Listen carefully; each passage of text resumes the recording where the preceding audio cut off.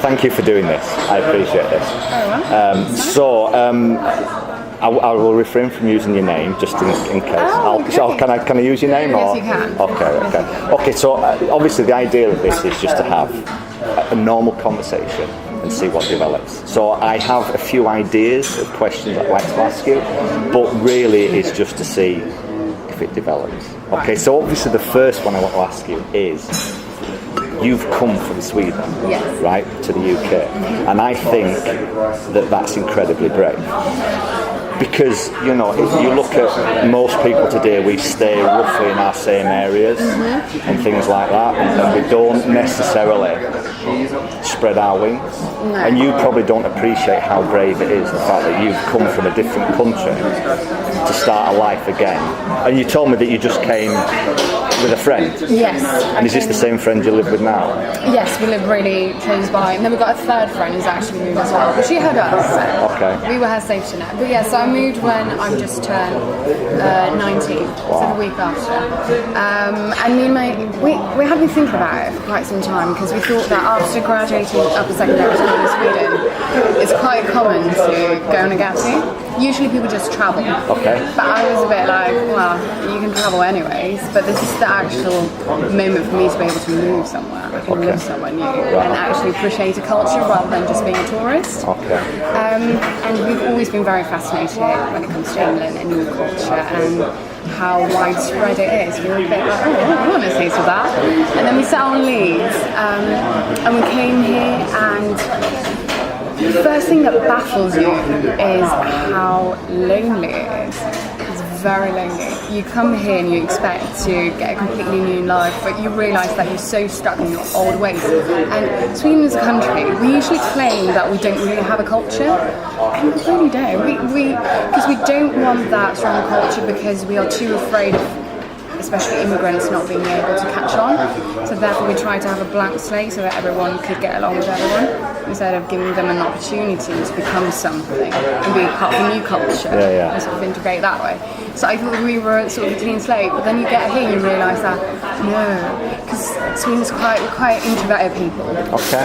And you're not really used to the openness and the friendliness that a British culture sort of brings with him. It's like people say hello to you on the street and people are happy to just have a conversation and talk to you about their day. And like, it's really, you rarely do that even with your parents or your best friend. So that was amazing. But however, when you come here initially, it was me and my friend, and before you really get a job and you get to interact with British people, you're very stuck in your Swedish ways, but in a new environment which you're not really a part of yet. So you feel isolated from your roots as well from the place you're in. So you feel very, very, very lonely initially, and all you can think about is going home. And it took me almost half a year before I got rid of that. Okay. Half a year.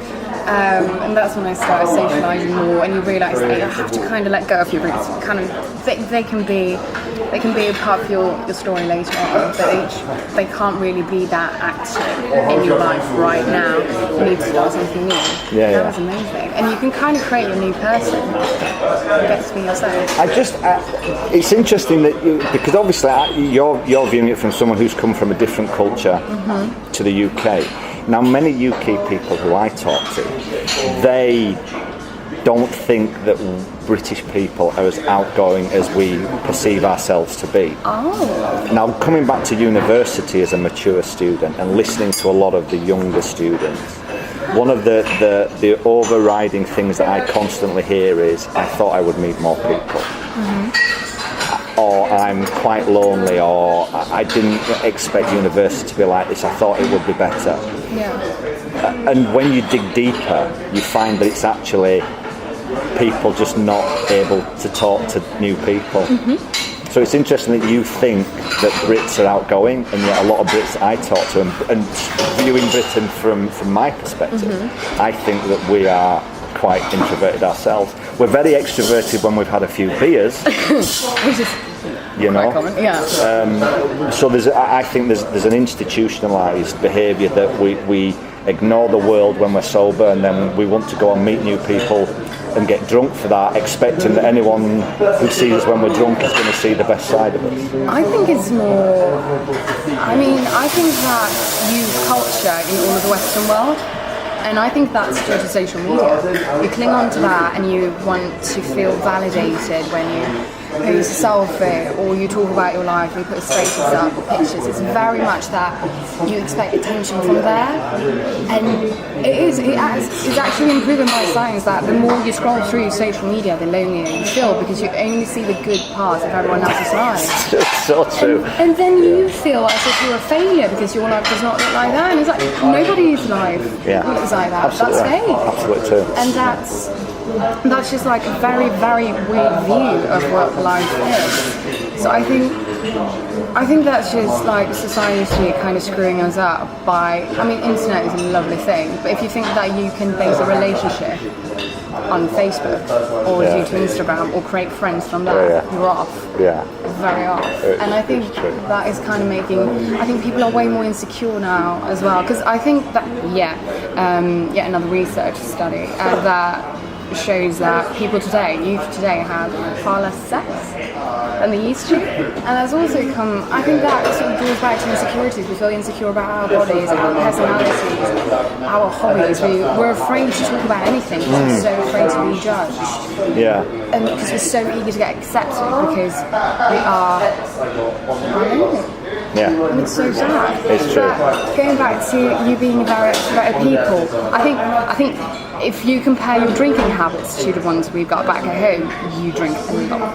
Because back at home, you might drink on Saturday. You go all in on Saturday, you get smashed, and you don't remember anything. Whereas here it's like, you can have a pint. You can even go out and have a pint with your parents. Like that would never happen to you that you drink with your parents. Your parents don't know that you drink until you're 35 and you're getting married and you're serving wine. But yeah, no, I do think that helps. But one thing I've been thinking about is the relationships, like the relationships you have between each other here, because it feels as if I'm so evil. It feels as if it's quite superficial at times. It's not evil. I think you're right. And it's funny you should mention that because I read an article several months ago, and it was a woman, and I don't know where she was from. She may be in America, and she talked about how when she was drinking, she had all of these friends, and there was always someone to go out drinking with, and there was always someone to go out partying with, and then she decided to stop because she realised that drinking to find fulfillment wasn't the answer. And what she realised when she stopped drinking was that actually she didn't have friends. What she had was people who were acquaintances who happened to like going out drinking. But when it came to the serious, let's connect, let's find out who we really are, suddenly everyone disappeared. Yeah, no, I feel that a lot, and not to say that we didn't have that back where I'm from, but it's way more emphasis on actually having a deep connection. It's a bit like if you've got a best friend, then that person is willing to die for you. It's that kind of seriousness, and that's why.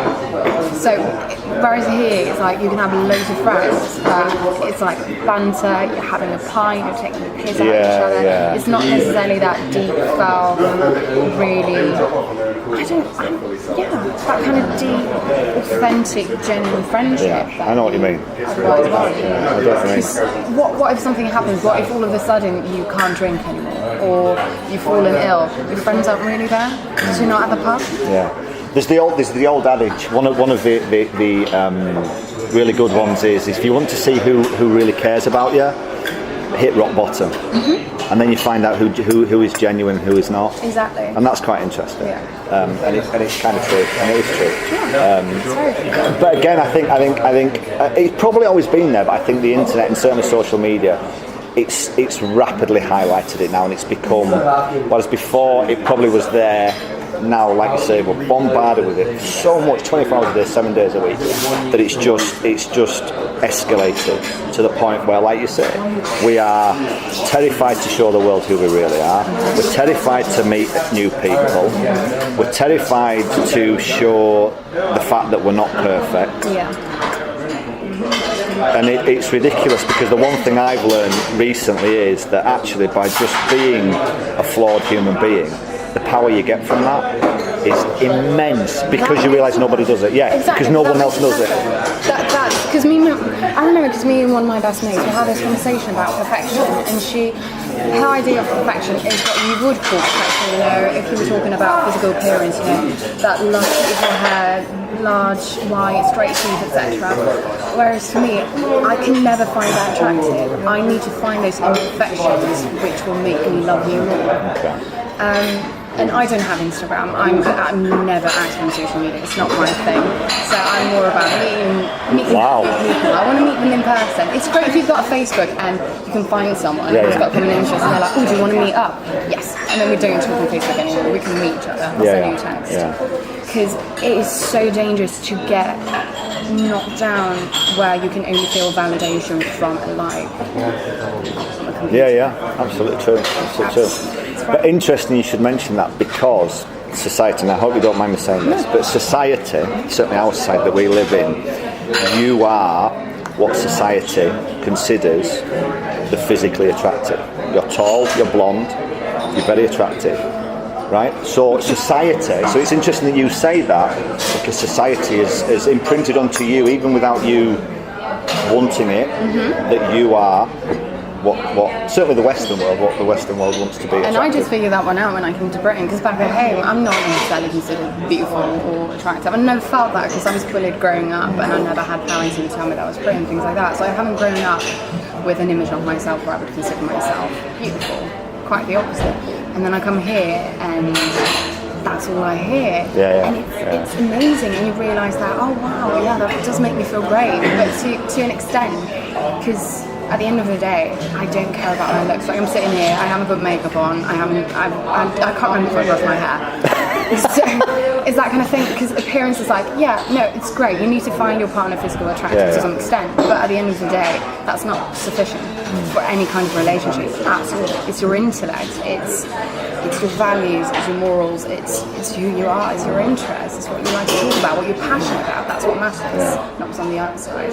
And I feel as if society today is a lot of what you look like, and it's like, who cares? Who cares? And what happens when all of that goes away? You age, something else will happen. Yeah, you do. Not in your mind, but you do. Exactly, but that's also apparently something negative. You need to prevent yourself from aging. There's Botox, there's facelifts, and it's like, stop it. Wrinkles are supposed to be there. Let your cells stop renewing you. So, I don't know, it's frustrating to me how unnatural the human race sort of has become. And it's a bit disturbing. It's like, it won't last forever. It will escalate until we probably just literally wipe ourselves off the face of the earth. That's the way I feel. But I don't know, maybe we'll die physically first by destroying it, or we're going to kill ourselves by trying to live forever. Well, again, it's interesting because studying sociology, one of the things that I like, my favourite two words, social structures. And so much of the world is a social structure. And the idea, and again, going to university as what they would consider a more mature student, I'm aware of the social structure of age. So for me, society says that at my age, I should be a certain thing. And it's usually married, 2.4 children, mortgage, all that sort of stuff. But that isn't anything that I've done. No. So I don't feel the age that society tells me should be. So to me, age is just something that I see on a birth certificate. Exactly, yeah. You know? And what's really interesting is, again, being at university is like hanging around with you younger peeps. I'm kind of like, oh, you're very attractive, but society says, you shouldn't be like that because that makes you a deviant, because there's an age thing there. Right. And I just kind of think, well, but why? It's interesting, but not just norms, and that you've got to comply to because of your age. As in, like, I probably fit my age quite a lot back. In the sense, I'm a bit older. As in, like, I'm not necessarily the kind of person who wants to get pissed every night and not think about the consequences. In the back of my mind, I'm still like, well, if I decide to beat this person senseless, there's going to be consequences. So I'm not necessarily 20 in that sense. But I think there's a lot of way to analyse when it comes to age and love. because then it comes down to it could also come down to male, female, and how for some reason society thinks that a body of a 16-year-old who's hardly developed is way more sexy than a 42-year-old, and that for me, I find that so disturbing because it's like we are like, what is it? The ideal age for a man today is half his age plus 7. Okay. And that for me is just like, it puts yet more pressure on us females to keep looking great, stay young, stay attractive, not premature, not sort of enhancing ourselves, stay little, stay young. Sorry? No, that's not. No, you're okay. No, I know. Yeah, I know what you mean, but I think a symptom of that is the consumeristic world we live in. Sex sells. Yes. And we live in a very superficial consumeristic world where it's about clothes, makeup, certain looks, and youth is what sells. Yeah. You know, a 50-year-old man or woman is not going to be as appealing in a set of clothing than a ripped six-pack. But why is that then? And that's because we're social structure. Exactly. Yeah. We are taught to find that attractive, and I find that completely absurd because it's just like it's such a small percentage of the world that actually looks like that. Yes. And the people that do, you know, like French modelling agency telling their models to eat cotton that they put in lemon water in order to feel full but not gain any Jesus, weight. That's terrible, isn't it? Dangerous, you know? It's mental. All so that they could look fit for what, like a billboard. It's absurd. No one looks like that. So how can it sell? Because, like, oh yeah, those clothes might look beautiful on their bodies, but not on mine. I don't look like that. I'm not that fortunate. I'm not that skinny. It's absurd. Because it happened in the 60s when Twiggy became a thing because she was unnaturally skinny and everyone's like, oh, that looks funky, let's catch on.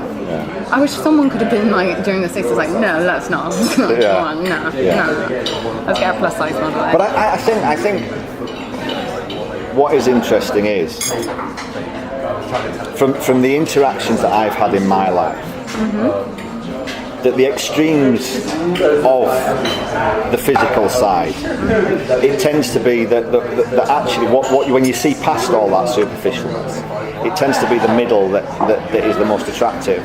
The reason being that you tend to develop more aspects of you as a human being instead of, you know, if you're extremely attractive and these six-pack models and blah blah blah, if you talk to them, a lot of the times they can't hold a sentence.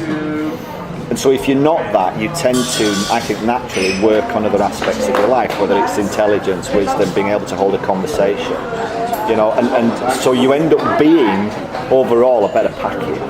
I believe, anyway. Yeah. No, but I completely agree, because you need a bit of everything, don't you, in order to be a complete person. And obviously, if you spend all your time feeling this immense passion to always look your best, then you can't spend time doing other things. It must be tiring as well. And it must get a bit lonely as well. It's not as if you can be two for sharing a tanning bed. It's like, what do you do? I don't understand. I find it, no, I would never want to live such a life. But some people do. And some people, that's their asset. And I'm just like, fair enough for you using it to your advantage. Yeah. Fair enough. But there is going to come a time when that asset disappears, and then if you haven't created other aspects of your humanity, you're going to struggle. Yeah. Because, funnily enough, I listened to a podcast from Russell Brand talking to a gentleman called George Monbiot, and it's really fascinating. Now, I say this to everybody, it's like Russell Brand as a comedian, I don't particularly find him funny, but I find him as a human being really fascinating. Yes. And I like him from what he's gone through, you know, the difficulties and the massive drug habit and all this sort of stuff. And he's actually, and all this sort of stuff, and living the hedonistic Hollywood lifestyle. And now he's just like me. He's still got that celebrity status, but not the same. But he's at university. He's got a platform that can allow him to get his message out bigger than I can. But he's at university doing a degree, so he's no different than me. But what was interesting was what he said when he was talking to George Monbiot about Hollywood. He says the interesting thing that he found about the time he was in Hollywood was how, while he was making money, Hollywood couldn't do enough for him. It was 5-star treatment, it was limousines, first-class travel. Then the moment he wasn't profitable, he was thrown out and discarded. And then he got talking to an American actor. He doesn't mention who it is. And the American actor said to him, "It's the best thing that you can ever do in Hollywood is survive, because there comes a point when Hollywood no longer makes money off you and it's not interested. So if you don't realise that it's a fleeting part of your life, you get destroyed." Exactly. And I found that really fascinating, because that ties in with that whole looking a certain way. Everyone's looks, like I joke to you, don't I? When I say my body's a temple, but it's a crumbling one. I'm realistic enough to know, even though I go to the gym 5 days a week. Which is inhuman. Yeah, I know, but it's part of my midlife crisis. But there is a limit to what I can do with it. There are scars and things like that, and it is, I am not a 21-year-old guy, so I'm not ever going to get a 21-year-old guy's body. The best I can do is to be a reasonably shaped guy for the age I am. I think that's very important, to be very self-loving and self-accepting. I grew up hating myself, and I'm at that stage now where I'm like, well, that doesn't really get me anywhere. It doesn't help me pursue my dreams or develop as a person or anything like that. So once you start accepting yourself and be like, I'm going to be the best I can be. But, using what I was given, as in like, I can never get bigger hips. I feel as if I look like a 12-year-old boy, and I was like, I'm going to rock that one. I look that way, I was supposed to look that way, I'm always going to look that way. Embrace it. There's nothing I can do about it. So why waste any time trying to sort of crook yourself into something that you're not? And I think that is such a common thing to say, saying that, well, unless you love yourself, no one else can love you, things like that. Like, obviously they do, but you can't feel that love unless you actually love yourself. You can't feel that acceptance and love unless it comes from within first, because then you know what it actually feels like. And I think that's very important. No, it's true. I agree with you, and that's, to be honest, it's like when I go to the gym, I jokingly say midlife crisis, but I am aware that the more in shape I am for the age I am, the more confident I am about myself. So for me, it's constant, working on because I was as a younger guy, again talking about looks, and I was saying this to someone when I said I was going to meet up with you and have a chat. What's really interesting when I look back at life is when I was in my 20s, that physical look, like someone like you, would have intimidated me to the point that I would never, ever in a million years approach someone like you, just because of the physical nature. Oh wow! Okay. Do you know what I mean? Yeah. So I would never get to know who you were as a human being, and then the only time that I ever would approach you would probably be when I was smashed out of my head, and then you're probably the most unappealing looking gentleman. Do you know what I mean? So it's interesting how... Liquid courage. Yeah, exactly. But then too much courage. Do you know what I mean? Yeah. So it's quite interesting. So yeah, because it's sort of gone. No. No, I completely get that, and I've heard, there's been a few people that have actually said that and been like, oh, when I first saw you, I thought you were going to be an awful human being, and I thought you were going to be a bitch, or I thought you were going to be really rude, but you're actually really nice. And I'm like, first of all, why would you think that? And they assume that I would be this horrendous person because I'd be full of myself because I look a certain way. And I get certain people are. But for me, that's never been a reality, and I don't understand why anyone would ever feel a need to be nasty towards someone else. I don't get it. Some people are though. I think there's some. Maybe they're not intention like that. Maybe it's just something that they're unaware of. Because like I said, because of that superficial relationship, it's like and not only like good-looking guys, but if there's a really attractive woman and she's being approached by men that she doesn't find attractive, and that's happening all the time. For all I know, they may go, I'm really tired, I'm bored of this, which is what I wanted to ask you. Because I have this perception, again, because of the way you look, that I was saying that I could imagine that you get hit on a lot by guys. Well, I mean, I think that's the case of a lot. Sorry, go on. I think no. Sorry, I think that's the case of a lot of women. They get hit on a bit, no matter what you look like. Yeah. But yes, a lot of guys approach me, and I mean, I don't know how many people from the coffee shop I work in, how many of our regulars that try to get in contact with me outside of work, that's followed me after work, that's literally stalked me. Try to find me on social media and things like that. And for me, that's intimidating, that's scary. That's for me like, no, I'm a professional. Me being nice to you while serving you a coffee is not necessarily me hitting on you. But I'm usually very sort of diplomatic and tell them that no thank you, I'm not interested, please move away, or no thank you, but I'll happily be your friend or whatever, because I'm not really that kind of, I don't know, I don't really get that high out of people wanting me. But however, if there are gropers, people who touch me physically, I get physical straight away. I push them away. I push them. Then there's no talking. No. And do you find that is quite common? Always. Is that always. Usually a night? Yes. With alcohol involved? Because alcohol. So it's basically every single time I'm out. There's never been a time I've been out with someone hasn't tried to approach me, buy me a drink, or touch me inappropriately. And it's like, if they offer to buy you a drink and I'll just happily decline, no thank you, I'm not interested, I'm out with my mates. Or maybe I'm like, yes, absolutely, let's have a chat, you seem interesting.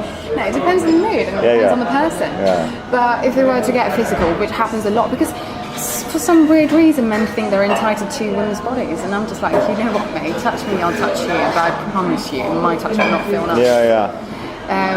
So that's one of those things I don't condone it. Yeah, that's quite interesting because you can say that comes back again to the social structures of the patriarchal society we live in, where it's been dominated by men, and men feel they have a right to do what they wish. Mm-hmm. Which is usually the case when guys, the term nice guys, when they approach you and they're being nice, they might buy you a drink, and then they expect you to repay them. It's like, no, that should come from the good of your heart. Yes, exactly. Yeah. It's like, no, you're not getting a free kiss, not a free hug, not a free shot.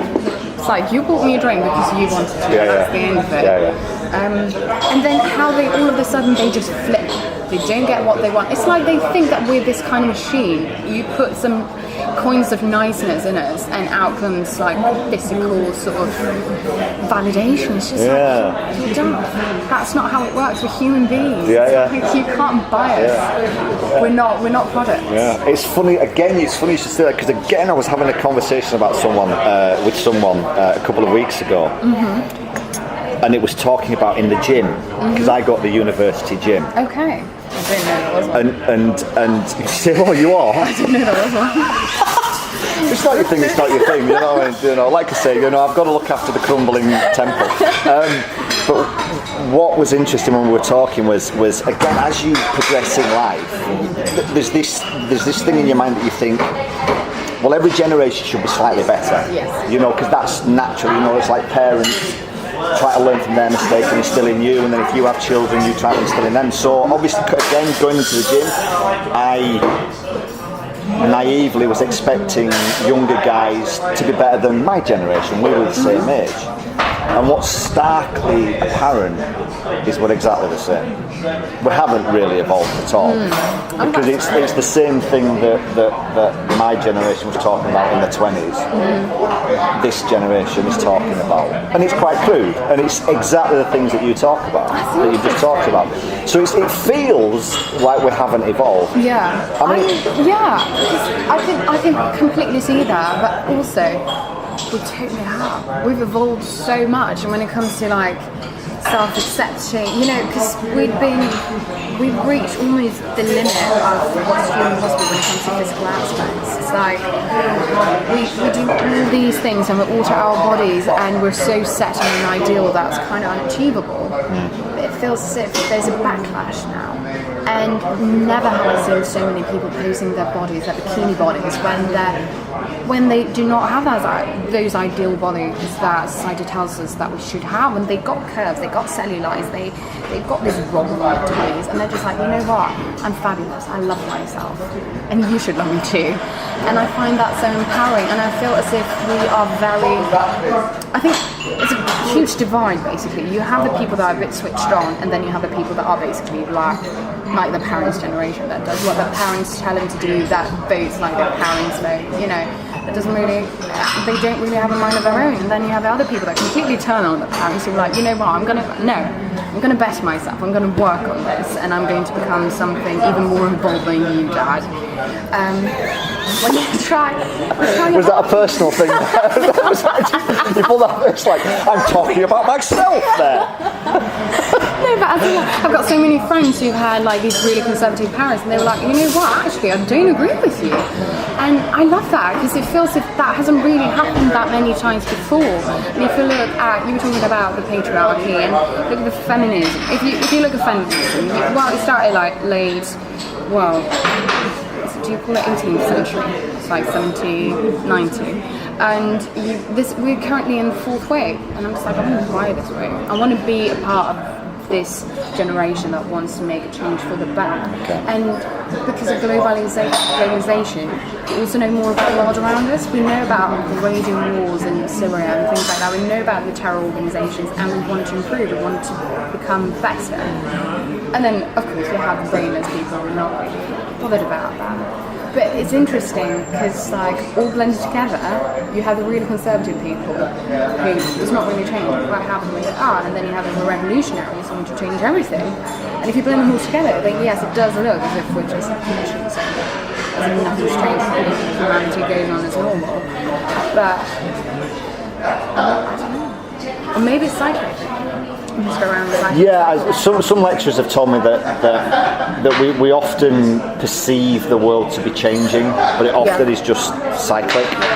And this lecturer talks about race and ethnicity, and he talks about that if you look back at the history of race, it is cyclical and it isn't necessarily progressive. No. We get the perception that it's progressive, but there's still that big that big divide. Exactly.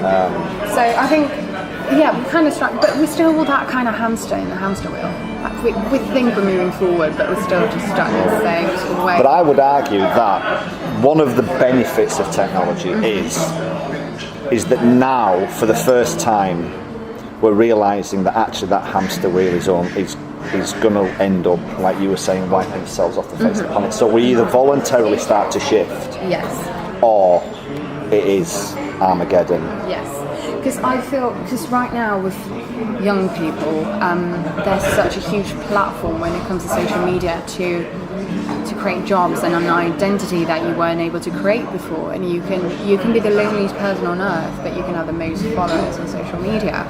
It's a great paradox, and it's quite funny how it works. Yeah. But also, like, we are making that our reality, and we think it's great, but I think it can become very, very toxic, because yet again, it's the very few, the ones who are really pretty or is really rich, basically, that can afford lifestyles which make other people jealous. They're the ones who eventually control the world, the consensus. Like, beauty standards are changing as we speak because of the Kardashians.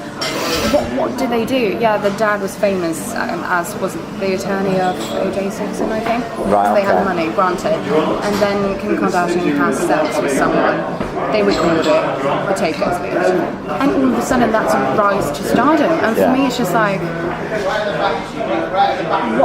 what have they actually done? What have they improved? What's become out of it? Yet they make millions and millions and millions just by being them. And it's just like, how is that a lucrative business? Of course everything's going to collapse on itself. Yeah, it's that Andy Warhol, that 15 minutes of fame. And because it's all about profit, it's become fashionable and profitable to be ignorant.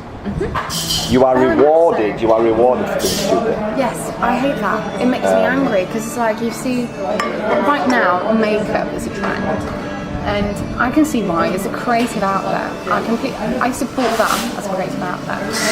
But also, it's just like, how on earth is that the most important thing for you to spend your time on? When you see like young children, that's what they want for Christmas. They don't want a book, they don't want a film, they don't want an experience, they don't want to go places. They literally want facial crayons. And for me, that is just devastating, because it's like, yes, as a side hobby, perfect, but that can't be your only purpose in life. Your only purpose in life cannot be to look pretty. And I feel that a lot. That's usually when it's normally girls that are forced into that kind of trap, that everything they do comes down to their looks, and that all that matters. And for me, that's just so sad. because we're capable of so much more. Yeah. But even from a guy's perspective, I will be very brave and admit that I too have been affected by the physical aspect of it, in the fact that I've had what you would consider plastic surgery on my stomach. Oh wow! Because I was, I kind of like went fat thin throughout my life. Oh, okay. Eventually, I think it's collagen. Basically, the elasticity of your skin goes. So when I'm in this period of my life, this kind of really exercising, and I got quite fit, the skin didn't shrink back. So I've actually had excess skin removed from my stomach. So I've got a big scar. Oh, no way. So yeah. But that for me is like, that's just life improvement, isn't it? But what's interesting is, even though I talk about the fact that physical isn't the most important, and it isn't, it is about the whole package, by the way, I'm also aware that I too, even as the guy I am, know that I have been affected by it, because it's such a powerful influence. It is. But also it's about finding that balance, is it not? Yeah. And if you can find that balance, I'm certain that's a path to happiness. Balance is kind of everything.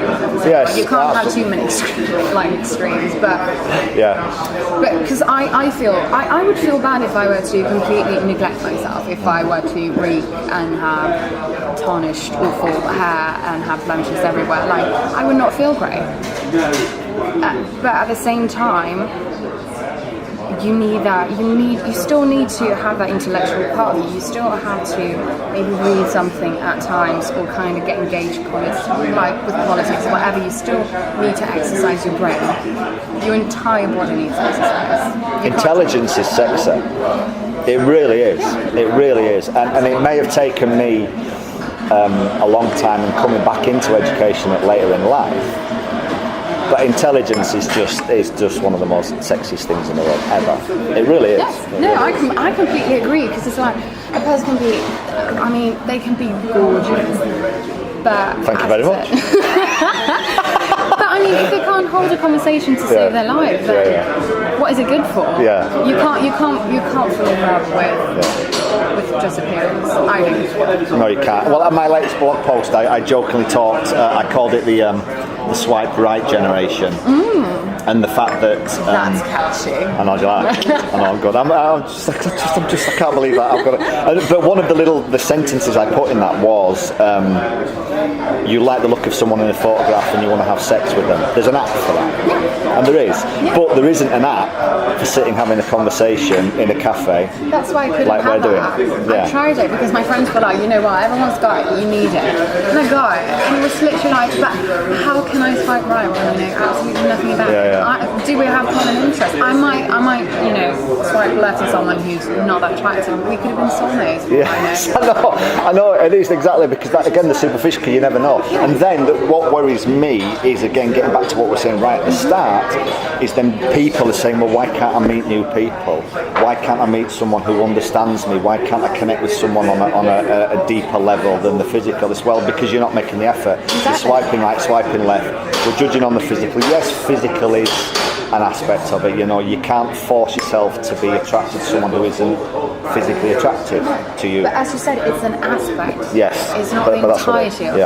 Absolutely. If you want to have soulless sex, then absolutely, fine by me. But don't then complain about being lonely and feel as if you absolutely, you made that choice for yourself. And it's not hard. Engage with people. I understand if, let's say that you've got an anxiety disorder or something like that it's hard to engage with people.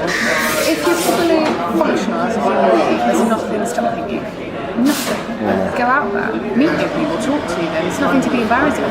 And you'd be surprised how many people are just as desperate as you to talk to them. I think everyone is. Everyone's lonely, and everyone wants that sort of human interaction.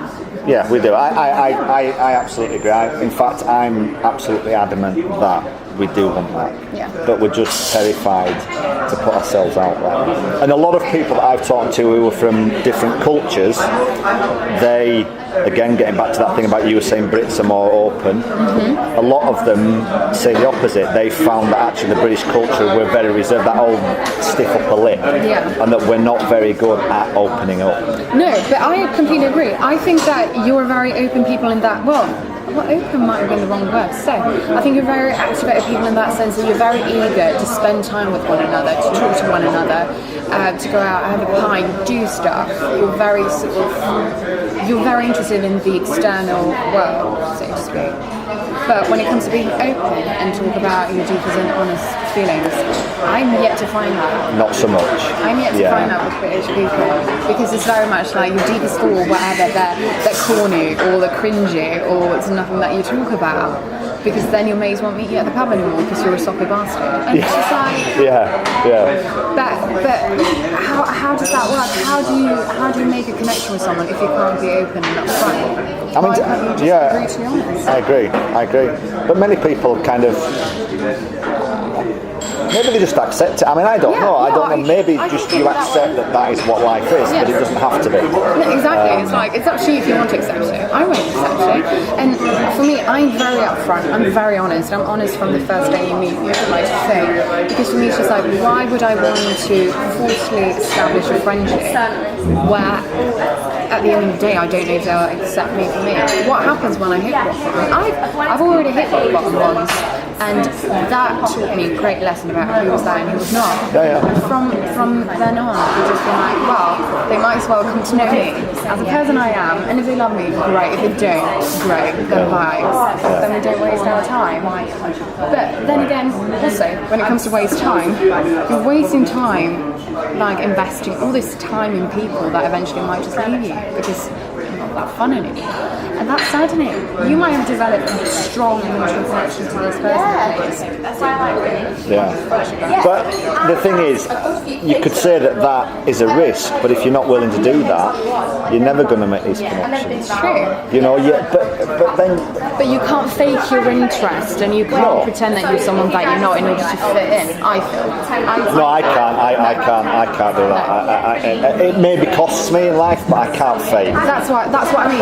That's the risk I'm willing to take. I'm willing to be very much me and be very true to me in order to find those people that appreciate me, rather than go out of my way to pretend that I am something that I'm not. That I listen to the music that I don't like at all, you know, in order to find people. It's like, yes, I might always be interested in human interaction, but not to that extent that I'm willing to gamble what is me. Yeah, but it's difficult because it's very, the outside pressures to, in essence, conform are very powerful, and you can get the sense of being very, very lonely by being that. But for me, it's like I interact with a lot of people. I've got like very large group of friends and stuff, and I'd always talk to everyone. But essentially, at the end of the day, I know which people I would like to spend one-on-one time with. If that makes sense. The people that I truly gain something from, and the other people they can be a bit. Just, I can love them from afar. I know that we will never establish that deep connection because we're not that right. No, I understand. Definitely. That's wicked. I don't know. No, it's not. It's real life, but it's someone being aware, and I think that's the real difficulty of life in a world that doesn't want you to be aware and doesn't promote being aware. Because, you know, the truth of the matter is the world we live in today doesn't promote education and knowledge as being important, because education and knowledge disrupts the status quo. And you were saying about when you get to the top you become the influencers. Well, most of the people who are in the political sphere, who are in the media, they're all the same people. They have vested interest to keep the world the way it is. The tragic events of Manchester that just happened a few days ago, the framing by vast sections of the media is painting a tragic event with a guy who is disenfranchised, obviously maybe mental issues, lonely, all this sort of stuff, but it's framing it as them and us, a difference, to isolate and separate people from really understanding the causes of what causes these incidents to happen. You know? I think you can analyse that from all kinds of perspectives, like, because that's the thing, every time that it's a man who blows someone up or who commits a crime, it's like, oh, this poor little lad, he was mentally ill, whatever. Whenever do you hear about a female blowing people up? Whenever do you hear about female terrorists? I know about once we went on a school shooting, but that number fades along with everyone else. And then I think you need to look at it from a perspective when it comes to masculinity and what's expected of you. And yet again, men are not encouraged to speak about their feelings, their thoughts. They're encouraged to be strong, to be stable, to hold everything inside, to be strong for everyone else. That doesn't work. That doesn't work for anyone. And that's why you get these attacks as well. And they're easily manipulated to feel a sense of belonging, a sense of unity, and feel as if you've got a purpose. Because I feel as if, to some extent, young guys are not prompted to find real friends whom they can talk to, because that's feminine, and femininity is never something that we and I find that so tragic. Yeah. Well, I agree, because I think the ideology of masculinity is still based from, you could almost say, the periods of the Industrial Revolution, where the guy was the breadwinner. He went out, he worked, the woman was the at home, the bearer of children, looking after the household.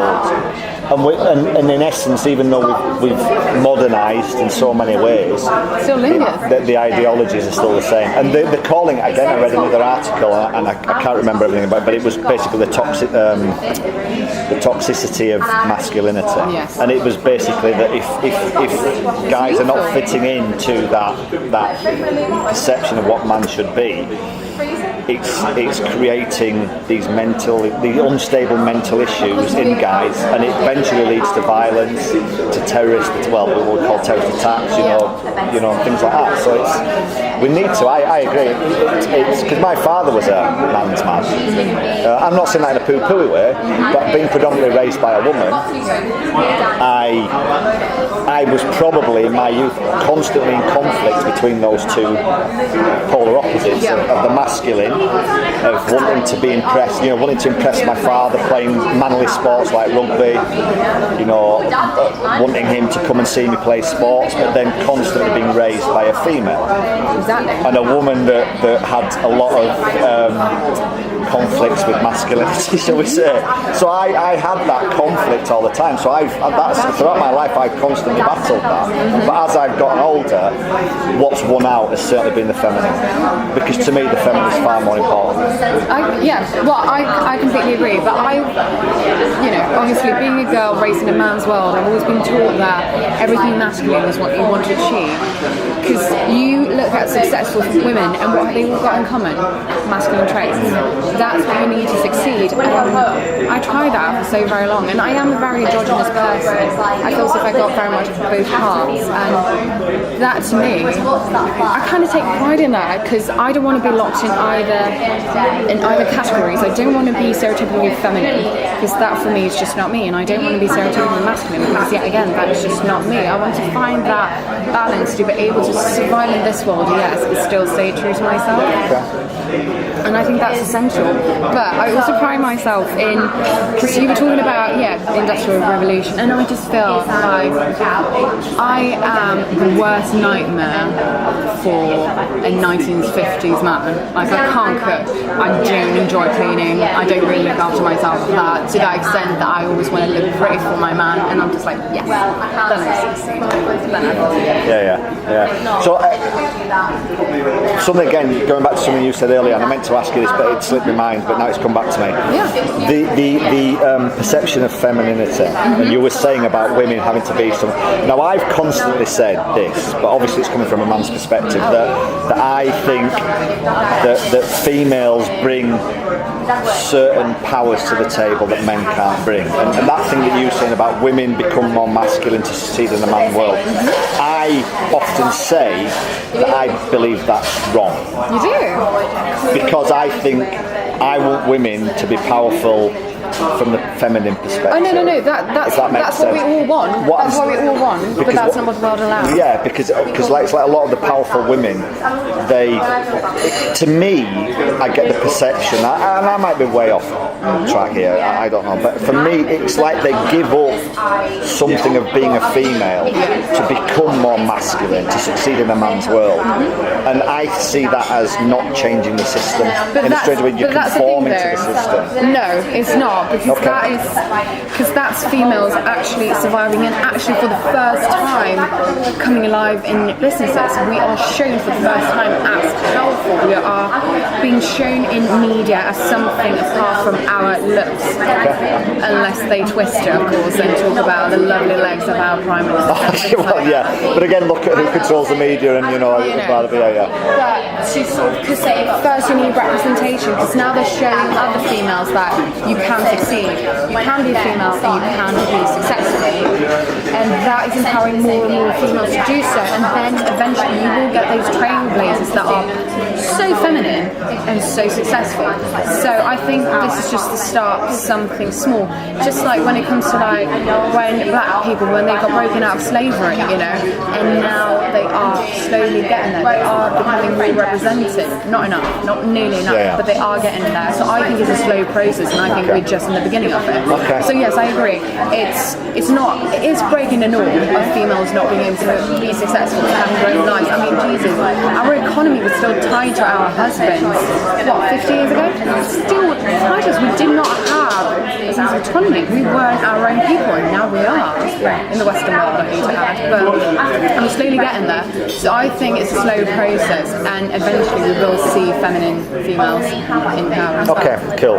Yeah. No, I understand that. That's interesting. Because you have to conform more to break the barriers, and then you can conform less because the doors are open. No, that makes perfect sense. Absolutely. Absolutely. That's my view on it. So I think we're just in the beginning of it. And then of course you won't have those really extreme people with very feminine personalities. They're able to sort of break that. I don't want to say glass ceiling because that's not a thing. Break those barriers. Yeah. But they will come along. Fingers crossed. Yes. Fingers crossed. I know. Well. Yeah. Maybe I'm jinxing it. Yeah, no, I agree, and it starts by having conversations and connections, and in essence, like I talk about, bearing your soul to another human being, not being scared to show that, Yeah, I think vulnerability is something very important when it comes to humans and human interactions, that we need to be able to bear our soul at times in order to feel better alive. Don't we? Is that really corny? It might be really corny. But to actually be able to be vulnerable and tell other people that, no, I am human, I am a failure in some senses, but that's okay. Everyone is.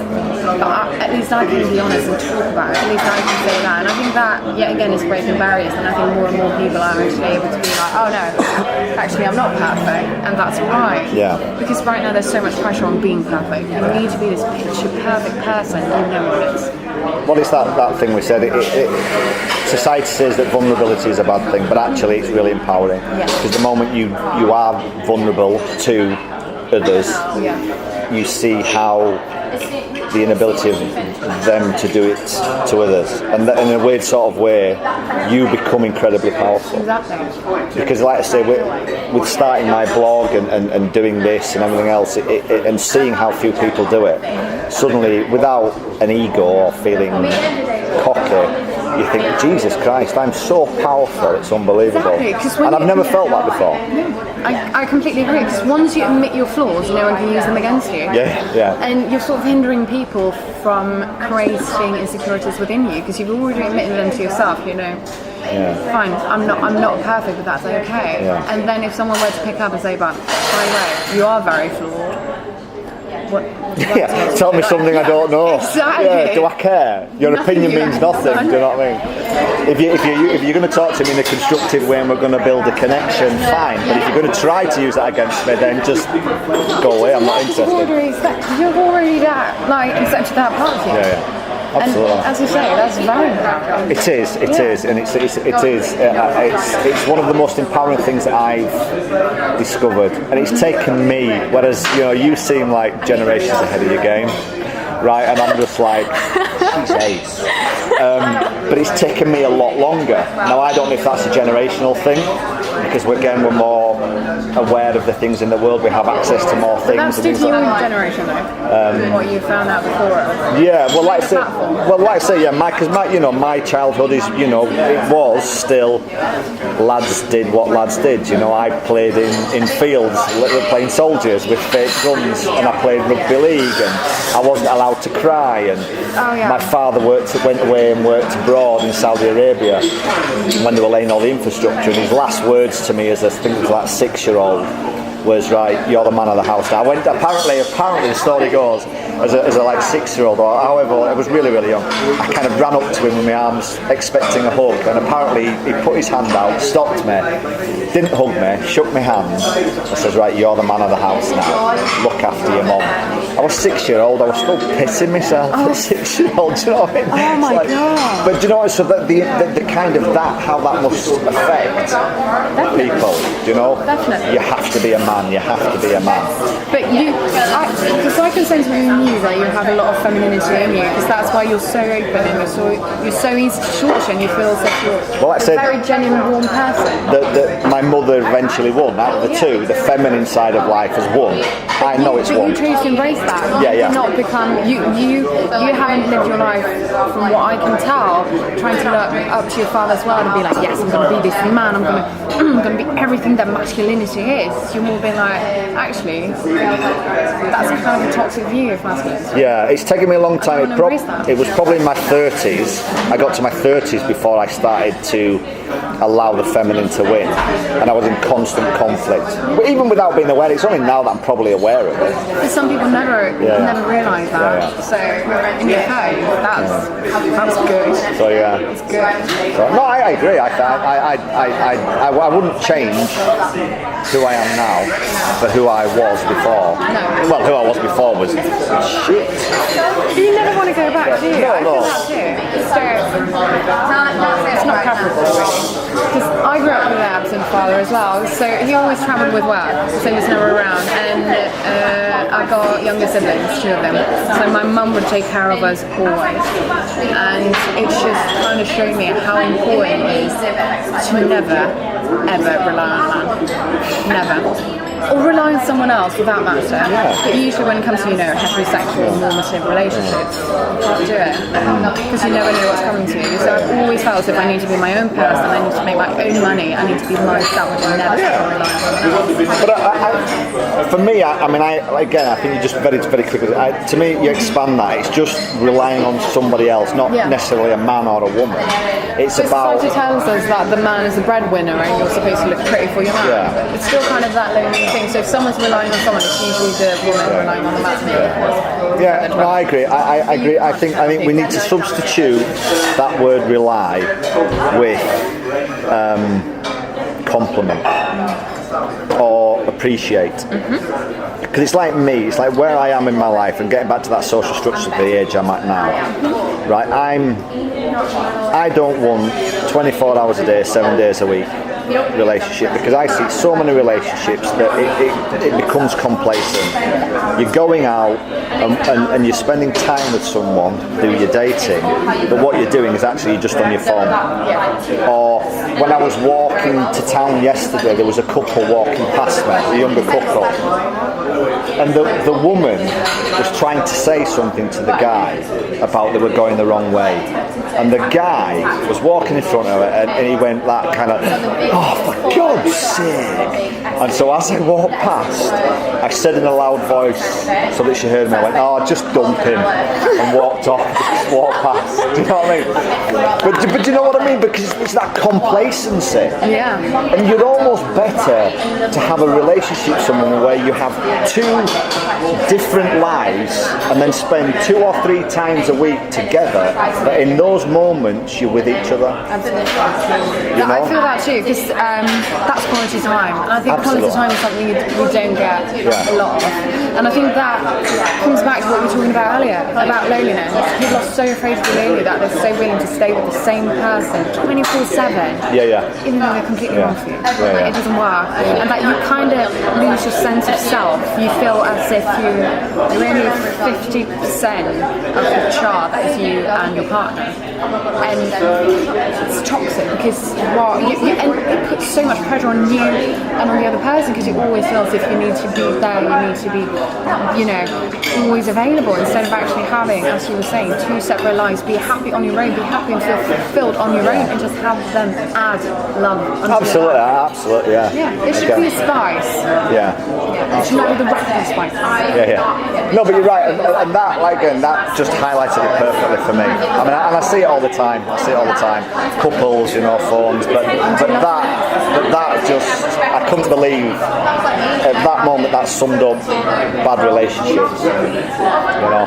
So it's kind of not for me. And it becomes so toxic. Yeah. I get if you're the kind of couple that enjoys doing things together and you're eager to see each other. Oh yeah. And do stuff. That's amazing. Keep doing that. Don't feel as if you need to restrain yourself and say, I don't want to see you.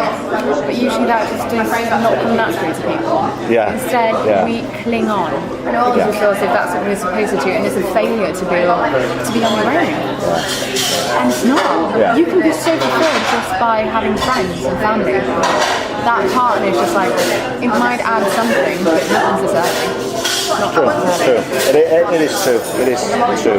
Definitely. I don't feel as if I've ever felt fulfilled in a relationship. I think I've always felt fulfilled when I'm on my own. And I know that I'm exactly what I want to be, and I've got myself to rely on. And then you don't have that anxiety feeling that the other person is absent. So now I'm going for 2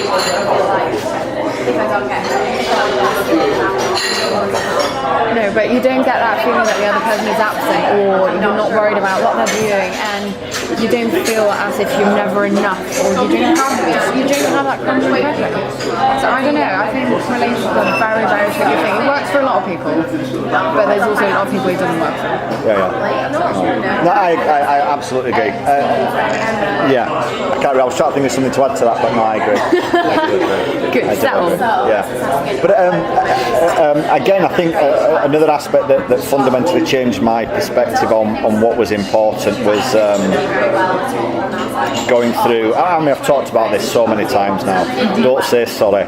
It was like the passing of my mother with cancer. And becoming her, and I've written about this and talked about this, her emotional carer. Because when anyone goes through this, whether it's a parent and a child or a child and the parent and blah, blah, you just view the world differently. And it comes back to everything we say. What's important is the genuine connections. If you're going to date someone, make the time together quality and not complacent, which breeds toxicity. And that's what I took from it, because she'd had quite a tough life, and it had made her very, very hard. And so I made sure that in those 7 months I got her to look back on her life and remember the good parts as well, and I got her to write about her life. And it made a difference to her. So instead of those 7 months being I'm dying, it was getting her to in between the difficulties and the pains, it was getting her to remember stories of the good times. Like I had lived. Yeah, exactly.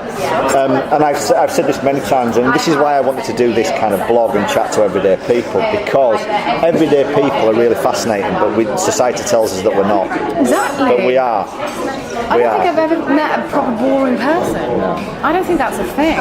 And everyone carry around their life stories that just packed with interesting stuff. Yeah, exactly.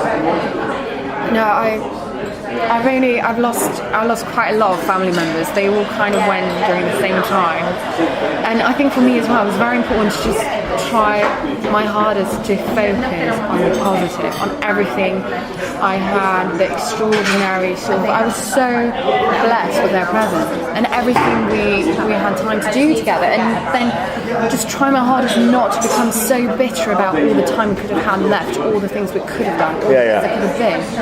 Because you can think about that for exactly everything, and it would consume you. It will consume you. A lot of people do that though. Yeah. I mean, I won't mention names, but I got a text last week regarding friends of my mother who were who they connected with her profile on Facebook, and that profile apparently is still there. Okay, but I don't know any of the details of it. And they'd sent a text to her husband asking me to close the account down. And this is like 2 years later, and I'm thinking, and so I got that text, and to me it was like, you're missing the point of remembering someone. Yeah. You're focusing on the bad things of life, the fact that that profile's still there. Why are you not focusing on remembering the times that you went on holiday together? I would never delete Do you know what I mean? So you want, that's like a clip book. You just go in and you can relive those memories and be like, oh, she's so alive right now, and it's lovely, and I miss her. But it's weird, but that sums up what we were just saying about the toxicity of remembering the negative things. Yeah. It's not important that a profile's up there. It's not important. But it's also like when people deliberately focus on the negative, because it's like you're not neglecting the negative. You'll realise that they're a part of it and they have been there. You choose not to focus on them. They're not the ones that you want to be thinking about all the time. You want to think about all the lovely times. the times are worth remembering. And I mean, I'm sure that the bad times have taught you a lesson. That's fine, carry that with you. But do not dwell on it. No. You can't dwell on it. But I think for a lot of people it is difficult, because I think when life is a struggle, and it's a struggle every day, every week, every year after year, it can be difficult for a lot of people to see the positive. You know, if you're waking up every day and you're like, well, I need to find a job, I need to support my family, I need to survive, and I can understand, again with doing sociology, I can understand the power of that. Absolutely. Eventually eroding that positivity. No. You know, it's very easy to preach positivity when your life is in a good place and you don't have to worry about life, but it's very difficult to see the world in a positive light when it's a daily struggle. Exactly. You know, but for me, it was just like, if you are healthy, that is, because I know that if you are depressed, you do not see tomorrow. It's as simple as that. And you don't see the positivity. It is physically impossible for you, because your chemicals are not collaborating with you. They're not your friends. Serotonin, you dopamine, they don't work. So no, I get that. You're prevented from it. But if you've got a healthy brain, if you are currently okay mentally, then why not fight for it? Fight for it as much as you can, and if you can't make a difference, I'd rather be angry and try and make something better out of it, and just, I mean, if you're angry towards society, what do you do? Politics. You try and change it, you find yourself a purpose, you do something about it. But yet again, that's so easy for me to say, because I've never been unemployed in my adult life. I've never had to, and I've had parents who've been able to, they've always offered their financial support if I ever were to need that one. I've always got something to fall back on. So yet again, that's me being really privileged to saying that, don't give up. Yeah. But don't. Just what do I know? But I think you should never feel guilty for that, because I think a lot of people don't have that. I think that you should be appreciative of it, definitely, and you should admit that safety net is there. I think one of my arguments today is a lot of the things were preached about success, they don't admit the safety nets that they have. Exactly. Because that's not sexy. Exactly, and that's putting them on a pedestal. Saying like, oh, that's so amazing. How did they achieve that? Without realising that they did not do this on their own. Yes, absolutely. And that's for me, it's never been, I'm never poo-pooing anyone's success, but what I am poo-pooing is in essence, the lies of it. The lies of it. Yeah. You know? Yeah. Because and it makes other people feel inadequate, and that adds on to you. Goes back success. to right at the start, social media, feeling that we're not. Why can't we be like that? Because you did not ever have the access to do that. Absolutely. You did not have your father give you a small loan of $1 million. Yeah. You know what I mean? It's like it doesn't work like that. Yeah, I know. So all these entrepreneurs, it's like, well, they did not achieve that on their own. They I know. had money along the way. Exactly. And I feel so many people always neglect the importance of financial aid. Money does buy you happiness, in a sense. You can buy a lot of things. Absolutely. And it's frightening. It's really frightening how rich people say that. No, I've never bought myself happiness. I got here on my own. It's like, I know. Again, it's all rubbish. It is. Because what it does is, I know what you're saying. You can't necessarily buy happiness in a physical item, but the removal of the world's issues creates happiness naturally. Exactly. Would I be happier if I did not have to worry about what I'm going to eat tomorrow because I've got like my own personal chef. Yes, that would make me absolutely, yeah, a bit happier, exactly. yeah. And be able to travel wherever I want, or be able to wear whatever I want, and be able to buy my friends whatever they want, and help them, aid them, you know. Of course, that would make me happier. So for people to claim that money's not buying happiness, that's just a myth that rich people came up with to not feel bad. Exactly. It's an ideology. Yes. That's all it is. It's an ideology to isolate that bubble away from the rest of society. It's classism. It's rich people, you've got the middle class, then you've got the poor people. And when it comes to like conservatives or house, they always want to keep them in check. And I'm just like, I get it because it's convenient for them, but not for the greater mass. And hence why I'm not conservative. But you know, I feel as if life is supposed to be sustainable, human life, good human life is supposed to be sustainable, then we need to focus on the greater mass. The everyday people, the majority. We can't just tend to the few. We did that in history. That wasn't great. It never ended, and it doesn't end well, does it? That's why Louis the 16th lost his head, you know. And they did not get more cake, you know. There was a reason for that, and we should never go back to that. I don't get what we need. Why some people feel the need to sort of keep those old structures. I feel as if we need to drift away more. Well, I mean, we never know, but again, it just must be that when you get into that position, it must be very difficult to voluntarily give it up. Absolutely. You know, when you wake up in the morning and there's someone there who can wipe your bottom for you with gold-crusted toilet paper. All right, that probably doesn't happen. It might happen, but you know what I mean. So it must be very difficult to wake up and say, well, actually, I don't want to give that up. I don't care what everybody else does because my life is wonderful. And in a sense, you need to pay respect to the fact that that's probably the way they've been brought up. That's what they're accustomed to. That's their life. That's their view. And obviously, you can't take that away from them. But I feel as if a lot of times there's a lack of empathy, and that's what bothers me. But that's from everywhere. And I think what's interesting is if you want to analyse people, you would have to say that if someone is genuinely happy, and I mean deeply happy, fulfilled, then would they really go and hurt someone else? You look at Donald Trump, and as an example, because he's in the headlines, and everything he does, deep down in his most a long time, maybe he doesn't, but you know when you watch him and you listen to him and you see anything about him, that is a guy that either is unaware or knows that he's deeply unhappy. Yes. You know, that is not a happy human being. I kind of feel, I sort of feel bad for him because when you look at him and you hear what he's proposing, it's just such darkness, such blackness, such awfulness. Where does that come from if you're that rich and you have everything that you ever want in life? Exactly. He's got a huge family. He's got a wife. He's got children. It's like, what on earth is it that's troubling you?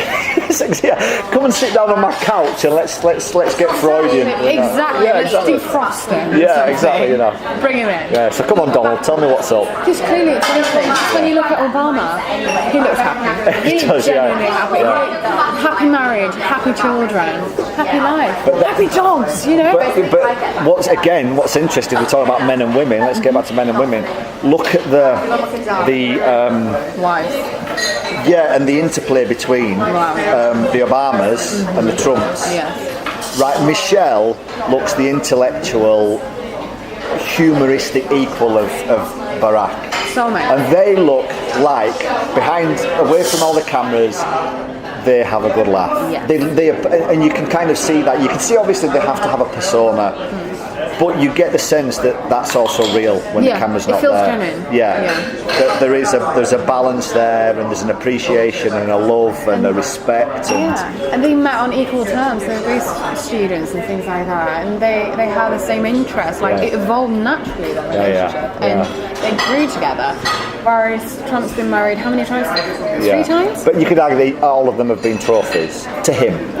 Yeah, exactly. Because, granted, he does not see females as actual human beings. Yeah, well, I would go so far.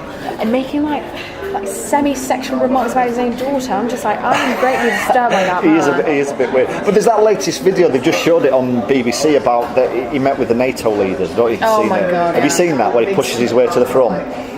typical, the most greatest video to ever show narcissism and ego in all its glory. That no one else is important except him, to him. Yeah, he even looks like a glowing carrot, you know? Yeah. It's like, it's insane what an ego that man has. But maybe that's why he's never thought twice about sitting down, having a good look at himself in the mirror and be like, why am I like this? Well, he never Why? has to. He never No. has to. No, exactly. And that must be the hardest thing as well when you're successful, is to sit, like you say, look in the mirror and confront your flaws. Yeah. That must be really difficult. It is difficult. So I It's the think hardest thing you what a can lot do. of them do, you hear this about surround yourself with certain elements. I think that's why you get a lot of what they call successful. I mean, success is a term that we can create, success of recovering from it.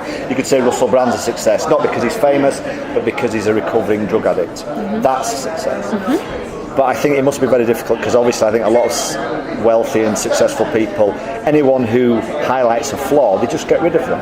And they surround themselves with people who say yes to them, and it creates a false sense of self. Yeah, and I would never ever want that, because you always want to be, you kind of don't want to be soaring, you want to have your feet on the ground. Yeah. That's what I feel, because otherwise it's kind of hard to live a normal, even in an abnormal life, it's hard to live that way.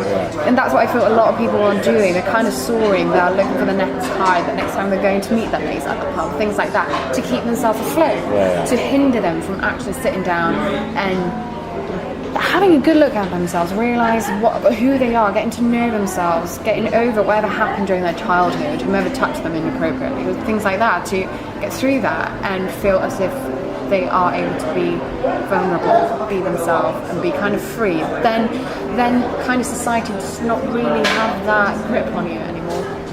Because you feel secure in something else. You no longer feel security from people telling you that you're pretty or leaving a comment on a picture. You feel that because you're assertive about who you are. I don't know, but for me it's just like, that's the greatest gift you can give yourself, to just know that you've always got you, and then everyone else is just like, yeah, you're just grateful. Yeah, absolutely. Very wise, very deep. No, I'm sat here, right? Normally I'm a really chatty, yeah, and I can kind of overpower conversations. I'm not taking the must out of you. But what it is every now and again you have conversations and you don't feel the need to dominate the conversation because you're just basking in someone else's magnificence. Does that make sense? It's a really cheesy line, I know. But do you understand what I'm saying? Well,